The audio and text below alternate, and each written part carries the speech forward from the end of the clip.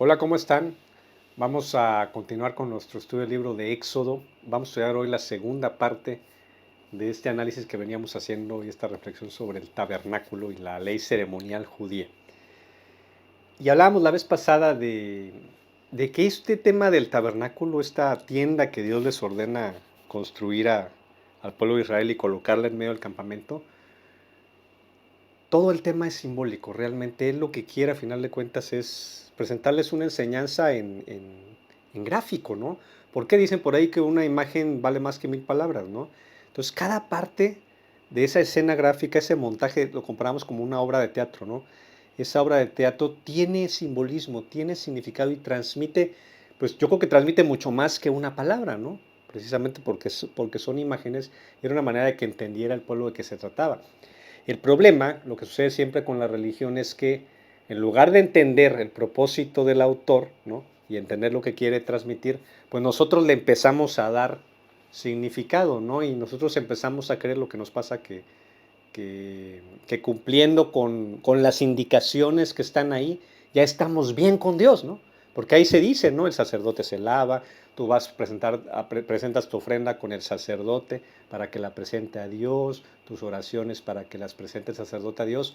Y en lugar de entender que se trata de un mensaje, de una obra de teatro que nos quiere transmitir una moraleja, una enseñanza, pues creemos que al hacer eso con el sacerdote, pues ya de alguna manera resolvimos el tema con Dios, a pesar de que Él sigue tras ese velo, ¿no?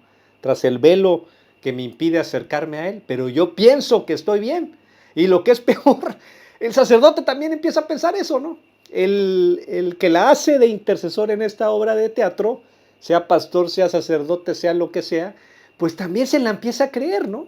Que él, por ser sacerdote, porque se viste de cierta manera, porque pronuncia ciertas palabras, porque hace ciertas cosas, ciertos rituales, ¿no? Él es el único intercesor, él es el válido, el intercesor para que tú se acerques. Entonces empieza a adquirir un poder enorme, ¿no? Casi, casi soy tu acceso a Dios. Y ahí vienen los abusos, ¿no? Y ahí viene la trágica historia de la religión surgida de la Biblia, ¿no? De todas las religiones es trágica, pero la Biblia también, desgraciadamente. Que no es la intención de Dios, sino la intención de Dios. Esto, repito, es una obra de teatro para que entendamos varias lecciones en las que nos va la vida eterna. Nos va la vida eterna comprenderlas y entender lo que Dios nos quiere transmitir aquí, ¿no? Entonces, retomando, decíamos que el tabernáculo estaba ya dentro de lo que es la tienda, estaba dividida en dos secciones: el lugar santo, al que podían entrar solo sacerdotes, ¿no? previa limpieza, y donde estaba la menora, donde estaba el pan de la mesa de los panes, el incenciario. Pero después nos faltó esta parte, ¿no? Que es la más importante realmente: el lugar santísimo, la segunda cámara, que también está dividida por un velo, ¿no? El velo, de acuerdo con las instrucciones que le dio Dios a Moisés, iba grabado y tenía que estar, tenía que tener grabados o dibujados a dos querubines, ¿no? Que los querubines vemos en la escritura que son ángeles de muy alto rango, o criaturas espirituales de muy alto rango, y que tienen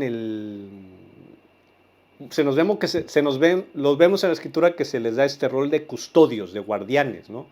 Cuando Adán y Eva son expulsados del Edén, Dios coloca querubines para que guarden la entrada del Edén, para que los seres humanos no entren, ¿no?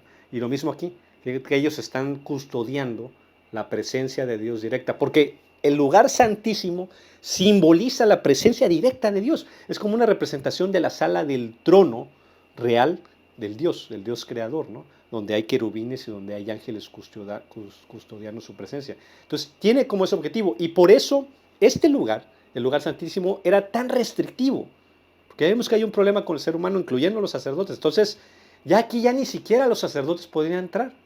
Solamente una persona, el sumo sacerdote de Israel, una vez al año podía ingresar al lugar santísimo a hacer ciertas cosas específicamente diseñadas. Bueno, ¿qué había dentro?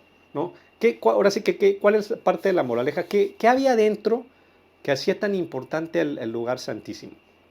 Adentro estaba el arca de la alianza o el arca del pacto. Seguro que has escuchado este término. No sé si viste si eres de mi generación o para atrás, viste la película de los cazadores del arca perdida, ¿no? De Indiana Jones. Y efectivamente, ¿no? Buscaban este artefacto que de acuerdo con la película tenía poderes extraordinarios, ¿no? hacía vencer al ejército de Israel siempre, entonces era buscado por los... Bueno, es otra cosa, ¿no? Pero bueno, ahí estaba el arca de la alianza. ¿Qué es el arca de la alianza? Aquí tiene una imagen. El arca de la alianza estaba también hecha de madera de acacia, tenía estos tubos para que los sacerdotes la cargaran y no tocaran directamente el arca. Hay una historia donde una vez como que se tambalean y un bien intencionado quiere tocar el arca para que no se cayera y cae muerto. Y es lo que decíamos la vez pasada, ¿no? Ni siquiera tus buenas intenciones se aplican aquí. Porque aquí hay que cumplir las instrucciones de Dios al 100% o te va la vida en ello, ¿no? Para que entendamos el nivel de restricción que esto implicaba, ¿no? El arca estaba hecha de madera de acacia. Tenía una tapa, el arca, por ahí se ve, llamada el asiento de la gracia. O el asiento de la... Sí, el asiento de la gracia. El asiento de la gracia. Esto sí, la tapa sí era de oro puro, ¿no? Bastante oro ahí, fundido y moldeado. Y arriba del asiento de la gracia estaban nuevamente dos querubines, ¿no? Dos querubines que cubrían la tapa del arca y que tenían que estar viendo hacia abajo. Todas estas instrucciones las vemos aquí en Éxodo cuando se las da Dios a Moisés, estos sí chapados en oro también, ¿no? ¿Qué es lo que están viendo? ¿Por qué tienen que ver hacia el interior del arca? Dentro del arca hay tres objetos, o había tres objetos. Estaba ahí se ven en la imagen, estaba un botecito, creo que de barro, que contenía maná. ¿Se acuerdan que platicamos lo que era el maná? Este alimento que Dios hizo caer del cielo para alimentar al pueblo de Israel en el desierto. Después de que surge, que se empiezan a quejar los israelitas, ya estamos hartos de comer esto todos los días, esta cosa pegajosa, que era buenísima para tu salud y sabía rico, pero bueno, no como siempre quejándonos. Agarra a Dios y le dice a Moisés, agarra un poco de maná en un frasco y guárdalo, ¿no? Y ya después le dice, colócalo dentro del arca de la alianza, ¿no? También dentro del arca estaba una vara, como un bastón de Aarón. Aarón, si recuerdan, es el hermano de Moisés y es el sumo sacerdote de Israel, que en este tiempo solo él podía entrar al lugar santísimo de acuerdo como Dios lo establecía. En una ocasión, el pueblo de Israel se rebela contra Moisés y Aarón, ¿no? Y agarran un grupito ahí de rebeldes y de rivales y dicen, ustedes ya no van a liderar, nosotros vamos a gobernar ahora, nosotros vamos a llevar al pueblo. Y Moisés dice, oye, yo no me puse en este lugar, ¿no? Para empezar de entrada, yo ni quería al inicio, ¿no? Dios me colocó en esta posición, yo no estoy pensando gobernar y vivir como rey entre ustedes, para nada, ¿no? Lo mismo Aarón. No, ustedes ya se van prácticamente. Y Dios le dice, coloquen las varas de los rebeldes, de los líderes rebeldes y la de Aarón, clávelas en el suelo y a la mañana siguiente vean lo que sucede, ¿no? Y a la mañana siguiente la vara de Aarón floreció. Era una vara de almendro y hasta almendras tenía colgadas, ¿no? Una clara indicación de que Dios confirmaba el liderazgo de Aarón y de Moisés. Y le dice Dios después de eso a Moisés, toma la vara y colócala dentro del arca de la alianza. La tercera vez, que lo vamos a ver la siguiente semana, las tablas de los 10 mandamientos. ¿Han visto la película de los 10 mandamientos, no? Las piedras donde estaban grabados, dice Dios, cuando se las da Dios a Moisés, ¿se acuerdan lo que sucede cuando regresa al campamento? Ya estaban desatados, el pueblo estaban en una orgía, una fiesta, adorando un falso ídolo, y Moisés agarra y quiebra las tablas, y bueno, ya se hace lo vamos a analizar, vamos a ver qué sucede ahí. Dios le vuelve a dar a Moisés un par de tablas y le dice, no las rompas ahora, Moisés, guárdalas en el arca de la alianza. Entonces, en el arca estaban estos tres objetos, y el simbolismo es muy fuerte, es rebelión. La rebelión hacia la provisión de Dios, no queremos lo que tú nos quieres dar. La rebelión al liderazgo de Dios, no queremos que tú indicas y nos digas cómo vivir y a dónde ir y qué hacer, ¿no? Y la rebelión a la ley de Dios, tú no me vas a decir cómo vivir, tú no me vas a decir lo que es correcto, lo que es incorrecto, yo voy a vivir a mi manera, como se me hincha la gana, y lo que yo vive, como yo viva, es lo correcto para mí, ¿no? Rebelión, rebelión, rebelión, ahí en el arca, y los querubines están observando las tres cosas. ¿Qué nos dice aquí esta obra de teatro? Toda la población del universo observa lo que está sucediendo en la Tierra, ¿no? Y seguro que se cubren la boca con horror porque ellos tienen una idea más clara de quién es Dios, de cómo es Dios y de lo que implica nuestra rebelión para este Dios. Lo que implica es muerte, ¿no? Si aquí en la tierra, ¿qué sucedía si tú te rebelabas contra un rey? O si tú insultabas a un rey o le faltabas al respeto al rey, pues a la guillotina, ¿no? A la horca, inmediato, eso no estaba a discusión. Y nosotros que ofendemos diariamente a este Dios y que vivimos en una rebelión total, un planeta rebelde, pues la población del universo observa como, Señor, ¿qué vas a hacer? ¿No? Tienes que castigar eso, no puedes dejar que te ofendan de esa manera, no puedes dejar que se maten unos a otros, que se lastimen unos a otros, que se mientan unos a otros, que se viole tu ley, que tiren y te den la espalda y te escupan en la cara y se aparten y decidan que no tiene nada que ver contigo, que van a vivir como se les dé la gana. Señor, ¿vas a dejar que esto permanezca? Y ese es parte del drama que se está representando aquí, ¿no? Esto deja a Dios, o sea, tú y yo a final de cuentas estamos representados en el arca, ¿no? Y lo que deja a Dios es en una situación muy delicada, porque ya vimos que Él quiere vivir en medio del pueblo, ¿no? Que Él ama a su creación, en particular a los seres humanos, que quiere tener una relación con nosotros, ¿no? Pero que este es el problema justamente, ¿no? La rebelión y el pecado. Y que Él no puede, Él es juez del universo, Él es el que hace justicia en el universo, justicia última, al final de cuentas, la Suprema Corte Celestial, ¿no? Él, nada más Él. Y Él no puede permitir que esto quede así nada más. Tiene que juzgar contra lo que Él quiere. En el Antiguo Testamento se dice, yo no quiero juzgar a criaturas a las que amo, pero tengo que hacerlo. Y ahora sí que no porque me estén viendo y me estén, ahora sí que presión social de toda la corte celestial y todos los ángeles, no, porque Él mismo está obligado por su carácter santo, ¿no? ¿Qué sucede? Fíjate, ¿qué sucede en el único día que puede entrar el sumo sacerdote al lugar santísimo? ¿Y qué tiene que pasar? La instrucción es la siguiente. En el día de la expiación, Yom Kippur, ¿has escuchado esto? ¿No se ha escuchado esto? El Yom Kippur, día de la expiación, es la fiesta más sagrada del calendario judío, de la ley ceremonial que Dios le entrega a Israel. ¿Qué tenía que hacer el pueblo en ese día? Se presentaban dos cabritos, dos carneros, dos borregos, perfectos, machos, ¿no? Perfectos, sin ningún defecto, ante el sumo sacerdote. El sumo sacerdote de Israel, el intercesor final de Dios ante los hombres, colocaba las manos sobre los borregos, los cabritos, los corderitos, y recitaba los pecados del pueblo de Israel. Si ves ahí en la imagen están todos tapados porque él está recitando los pecados del pueblo. ¿Qué quiere decir la obra de teatro? Simbólicamente, los pecados del pueblo se están transfiriendo a los corderitos inocentes. Por eso es que nivelen el entierro a los pobres, ¿no? Y al transferirse los pecados a los corderitos, ¿no? A uno lo echan fuera del campamento. Está lleno de pecado, ya es pecado, ¿no? Fuera de la presencia de Dios y del pueblo de Dios. Y al otro se sacrifica el chivo, el corderito, y la sangre la lleva el sumo sacerdote al lugar santísimo. Para empezar, obviamente previo lavado ritual, el sumo sacerdote iba vestido con el efod se llama, una vestimenta especial, en donde tenía 6, si no me equivoco, 12 piedras aquí en el frente y 6 aquí, que representaban a las 12 tribus de Israel. Fíjate la simbología. Quiere decir que el intercesor, el abogado, podemos decir aquí, viene representando a todo el pueblo de Israel que está atrás, que está afuera, rebelde y con un problema serio, el problema del pecado.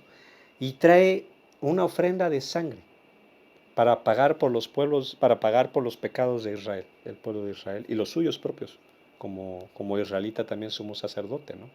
Y lo trae a la presencia directa de Dios, al trono de Dios, al tabernáculo, al lugar santísimo, para presentar la sangre derramada del cordero inocente. Y lo que sucede es que en el día de la expiación echa el sacerdote la sangre sobre el asiento de la gracia. Entonces la sangre, al salpicarla y echarla encima, de alguna manera ante los ojos de Dios y del universo, de todos los ángeles y toda la corte celestial, paga por los pecados y por la rebelión del pueblo de Israel. O sea, de nosotros, ¿no? Todos nosotros. ¿Qué quiere decir esto? Esto es lo que se espera, porque la paga del pecado es la muerte. El pecado provoca muerte espiritual inmediata, separación de Dios, ¿no? No puedes entrar, hay un velo, y si entras mueres, ¿no? Ya estás separado de Dios, no tienes acceso a Dios. y se requiere derramamiento de vida, se requiere una ofrenda de una vida justa, inocente, auténtica para pagar por la vida de los culpables. Eso es lo que está siendo representado en este drama, ¿no? En esta obra de teatro. Y solamente una persona una vez al año puede entrar, ¿no? De la manera exacta como Dios la prescribe para abogar por el perdón para los pecados del pueblo. Entonces, eso es lo que se está simbolizando en el lugar santísimo. Fíjate, el sumo sacerdote, vuelvo a repetir, no es que él estuviera libre de culpa por ser sumo sacerdote, ¿no? O que estuviera en un estatus diferente, simplemente es un actor dentro de la obra, ¿no?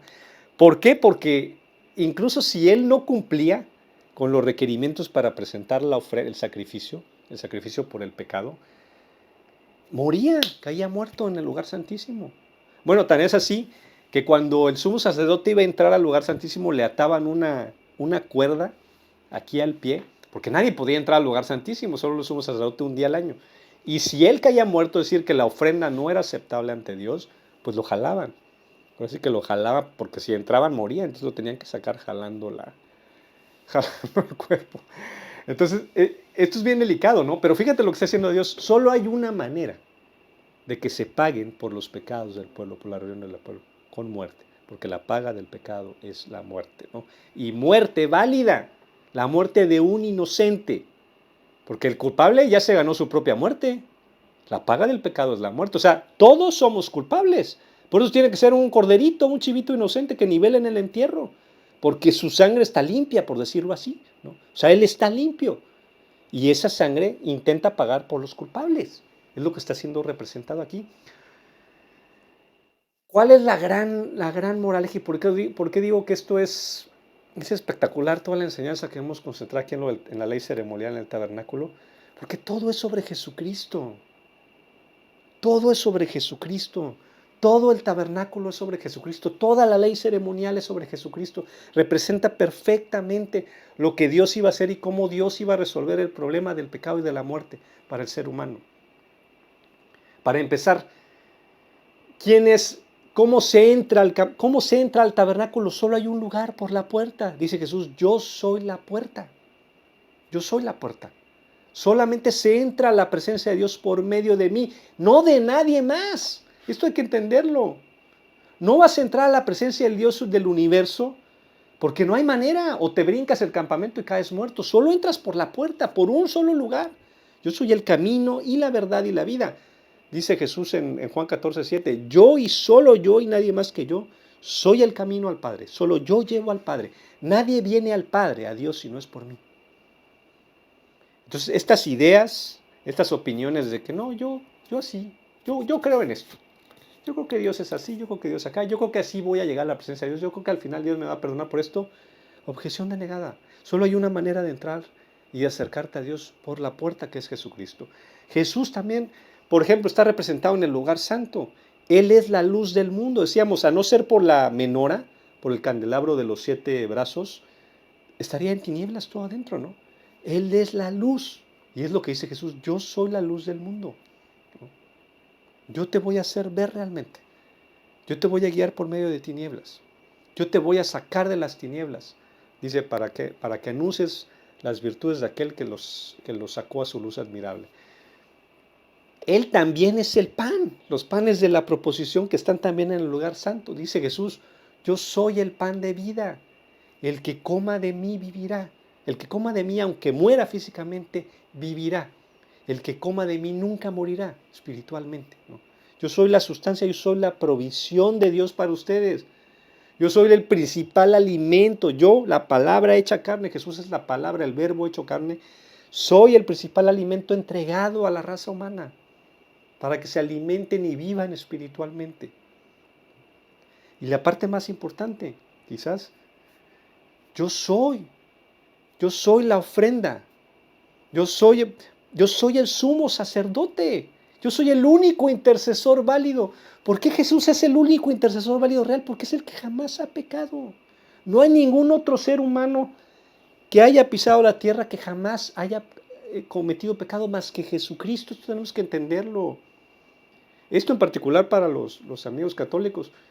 Ni María, ni los santos, ni nadie más, o Mahoma, o quien sea, Nadie es un intercesor válido, porque están muy claros los requerimientos que tiene que tener el único intercesor que puede entrar a la presencia directa de Dios. Ser perfectamente inocente sin haber pecado jamás. Y la Escritura nos dice que solamente Jesús ha hecho esto. Solo Jesús está calificado para entrar al lugar santísimo sin caer muerto. Solo Él. Solo Él puede pisar lugar terreno santísimo porque Él es santísimo. Solo Él vive porque solo Él regresa vivo después de la muerte porque solo Él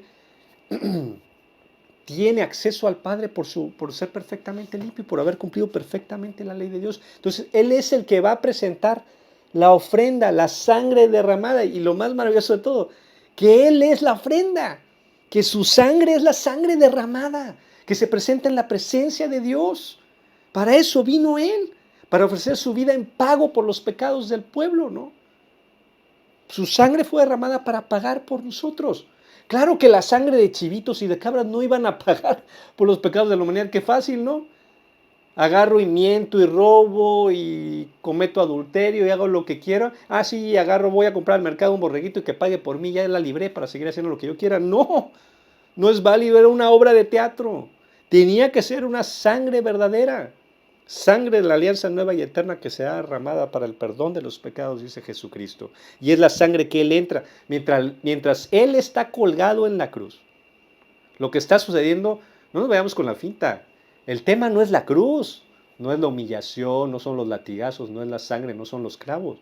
El tema es que Él en ese momento está entrando al verdadero tabernáculo del cielo y se está presentando ante Él, el Rey del universo, frente a toda la corte celestial, a traer la ofrenda de su sangre, Él como sumo sacerdote de la humanidad, como el único intercesor de la humanidad, porque dice la Escritura, no hay solo hay un intercesor, un solo mediador entre Dios y los hombres, Jesucristo hombre. Porque solo hay un sumo sacerdote. No hay más intercesores, ¿eh? No hay más intercesores. Y lo que es espectacular es que dice Dios que Él sigue intercediendo por nosotros. Y por eso cuando tú aceptas que Él sea tu intercesor, ya no una obra de teatro, porque eso sí fue real. Todo este drama, toda esta obra de teatro que los judíos practicaron, los israelitas durante siglos, durante un milenio prácticamente, era una profecía en código de cómo Dios iba a resolver el problema con el verdadero cordero, con el verdadero sumo sacerdote. Y una vez que eso se cumple, se acabó, porque solo hay una sola vez en la que se paga por el pecado, porque hay una sola persona que puede pagar por el pecado de toda la humanidad. ¿Por qué puede pagar Jesús por toda la humanidad, aunque es un solo hombre? Porque también es Dios y su sangre es infinita. Por eso no puede ser un santo, no puede ser la Virgen, no puede ser Mahoma, no puede ser nadie, porque son humanos nada más. Aunque ellos fueran perfectamente limpios, inocentes, que la Escritura dice que no lo son, por cuanto todos han pecado, en todo caso solo podrían salvar a uno, una vida humana por una culpable y salvar a otra persona y punto, haciendo un sacrificio así, que dice Dios que no. ¿Por qué Jesús paga por todos? Porque también es Dios. Y por eso tenía que ser nada más Él, porque su sangre es infinita. Sí, está encapsulada en un cuerpo humano, pero es infinita. Tiene un valor infinito y alcanza para pagar por todos los pecados de la humanidad.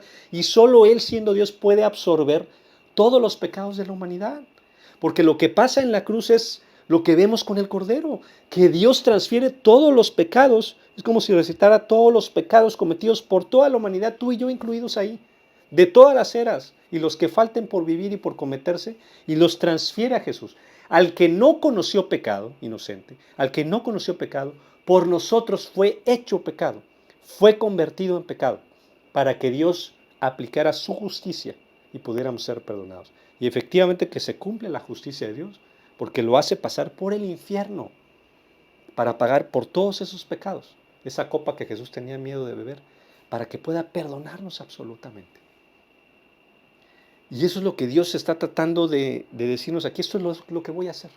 Por eso este pacto de Moisés es temporal, se va a acabar. Cuando venga el verdadero Cordero, el Cordero de Dios que quita el pecado del mundo, cuando venga el verdadero sumo sacerdote, dice la Escritura, ya que tenemos un sumo sacerdote, acerquémonos confiadamente a la presencia de Dios, porque Él intercede por nosotros todo el tiempo, ¿no? Ahora veíamos en el primer estudio, ¿no? Tú no podías presentar ofrendas agradables a Dios, no directamente. Pero si tú recibes a Jesús y dices, yo sí quiero que sea mi abogado, yo sí quiero que Él sea mi mediador, para que yo me pueda acercar a ti, al lugar santísimo, entonces tú ya puedes presentar ofrendas agradables a Dios. Por medio de Jesús que intercede por ti, tú las presentas y Jesús las lleva al Padre. Tus oraciones ya llegan a Dios. Y son agradables a Dios. ¿Por qué? Porque pasan por medio de Jesús. Dice la Escritura, ¿qué hemos de pedir como conviene? O sea, ¿qué debemos de pedir a Dios? No lo sabemos. Pero el Espíritu Santo, o sea, la presencia de Dios aquí, de Jesús y del Padre, el Espíritu Santo, intercede por nosotros con gemidos indecibles para que tu oración llegue a Dios.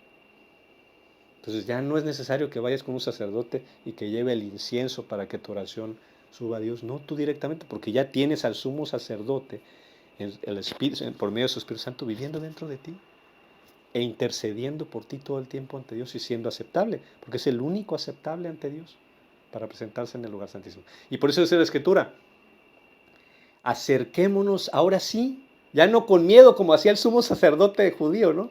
Que iba con una cuerda atado para ver si no caía muerto, ¿no? Acércate confiadamente sin temor al trono de la gracia, gracias a que tenemos un sumo sacerdote que ya pagó por nosotros. Y esa es, bueno, para mí esto es espectacular, ¿no? Yo no sé si tú, espero que puedas ver esto también. No hay nada así en otro lugar. Yo aquí constantemente digo que solo la Biblia es palabra de Dios, que solo la Biblia tiene palabras de vida que llevan a vida espiritual. No hay nada así.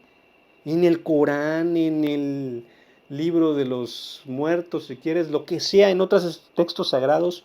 No digo que no haya nada de valor, pero no hay nada, no hay evidencia de que realmente viene de Dios, más que en la Biblia. Esto no pudo haber sido escrito por seres humanos, nada más, no nada más por seres humanos. Tuvieron que haber sido Dios pasando información ahí directamente de lo que iba a suceder 1000 años después, de cómo iba a resolver el problema humano. No había manera, pues. Y hay toda una serie de requisitos que el Mesías tenía que cumplir para poder hacer esto, que es interesantísimo. Pero solo Jesús tiene este tipo de credenciales. Solo Jesús puede decir, ve lo que está escrito, lo que se escribió 1000 años antes, 1500 años antes de mí. Ve, si no soy yo el que está ahí dibujado. Eso yo creo que debería ser suficiente evidencia para que tú agarraras y dijeras, sí Señor, yo sí quiero que tú seas mi intercesor. Yo sí quiero que seas mi abogado, mi mediador. Yo sí quiero poder venir a la presencia de Dios por medio de ti, por lo que tú hiciste en la cruz. Yo creo que es suficiente evidencia, ¿no? Y ese es parte de lo trágico y de lo que vemos en muchas iglesias, incluyendo las iglesias cristianas, que nosotros queremos quedarnos en el Antiguo Testamento, en el Antiguo Pacto. Más bien el Antiguo Pacto, ¿no? En el Antiguo Testamento estamos estudiando el Antiguo Testamento y vemos todo lo que tiene que hablarnos Dios por medio de él, ¿no? Pero queremos regresar al Antiguo Pacto, ¿no? Queremos quedarnos en el, no, yo con que prenda mi incienso, que presente mi veladora, que repita mis oraciones en la noche, es lo que yo quiero, ¿no? Y según esto ya con eso estoy bien con Dios. Y no queremos venir a una relación viva con Él por medio de Jesús. Preferimos la obra de teatro a lo real, ¿no? Trágicamente. Es como si tú agarraras y, no sé, fueras a ver una atracción natural preciosa, no sé, el Cañón del Sumidero, no sé, las Barrancas del Cobre, no sé qué sé yo, y te quedas en el carro viendo el folleto, ¿no? Porque prefieres ver el folleto en lugar de experimentar lo real. Y eso es lo que pasa cuando como cristianos regresamos al antiguo pacto, ¿no? No queremos una relación con Dios y nos engañamos solitos con una obra de teatro, creyendo que con eso estamos bien con Él. En lugar de tener una relación viva con Dios, de recibir su Espíritu Santo realmente, no en obra de teatro, realmente, y comunicarte con Dios. Y tener una relación con la mejor persona del universo que hizo algo espectacular para que tú y yo pudieran tener esta relación. Y ya para cerrar, no sé si sabes esto, cuando Jesús está siendo colgado en la cruz, cuando el Cordero está siendo sacrificado y el sumo sacerdote que Él es mismo está presentando la ofrenda única y completa por el pago por el pecado de la humanidad, Después de eso se rompió el velo del templo. Para este entonces pues ya existe Jerusalén como ciudad. Ya en lugar de un tabernáculo hay un templo de piedra, el templo que reconstruyó Herodes. Y ahí el sumo sacerdote Israel que mandó a matar a Jesús. Fíjate lo trágico, ¿no? El antiguo pacto, la religión representada en los sacerdotes que crucificaron a Cristo, ¿no? Apoyados y aplaudidos por el pueblo. Este, él el sumo sacerdote de Israel entra al lugar santísimo a presentar, dice que la ofrenda por el pecado, cuando la verdadera ofrenda está en el Gólgota, ¿no? Siendo presentada ante el tabernáculo del cielo. Y después del amor, de que Jesús entrega su espíritu, que se nos dice que se rompió el velo del templo, que para entonces no era una telita, ¿eh? Bueno, ni en el tabernáculo era una telita. Era un velo pesadísimo que se requerían, no sé, 6 u 8 hombres para cargarlo. Se partió en dos. Se partió en Dios el velo del templo. ¿Qué nos está diciendo Dios ahí? Ya no hay un muro, ya no hay un velo entre tú y yo, ya no hay ninguna separación. Puedes venir y entrar al lugar santísimo. Aunque no seas sacerdote ni sumo sacerdote, ya es más, se acabó la obra de teatro. Ya no se requieren gracias por su participación. No requerimos sacerdotes porque puedes venir a mi presencia. Y eso es espectacular. Esa es la invitación que yo quisiera darte a nombre del Cordero, a nombre del sumo sacerdote de toda la humanidad, que está en la presencia del Padre, intercediendo día y noche por nosotros, para que nuestras oraciones suban a Dios y para que mientras una voz grita juicio, júzgalos por su rebelión, nuestro intercesor y nuestro abogado dice perdónalos, porque ya te pagué con mi sangre. Solo tienes que aceptar esto, ¿eh? No tienes que hacer nada, porque ¿quién ya hizo toda la chamba? Pues el sacerdote, el Cordero, el sumo sacerdote y el Cordero, nuestro Señor Jesús, ¿no? ¿Qué te ofrece a ti nada más? ¿Quieres aceptarlo? ¿Quieres poder entrar al tabernáculo, al lugar santísimo? ¿Quieres ser un israelita espiritual, un judío espiritual, parte del pueblo de Dios, de la iglesia? Solamente tienes que pedirlo. Solamente reconoce que necesitas este intercesor, que tú no puedes venir directamente a Dios, que necesitas que Él, el único válido, sea tu mediador con Dios. Y es espectacular cuando uno lo recibe. Espero que no lo pospongas, que lo aceptes y que empieces a disfrutar de esta relación con el Dios vivo. Vamos a dejarla hasta ahí. Yo te invito a que te suscribas y a que compartas el mensaje. Si alguien te vino por ahí a la mente, compártele el mensaje o tú directamente compártele el mensaje, ¿no? Dios los bendiga. Hasta luego.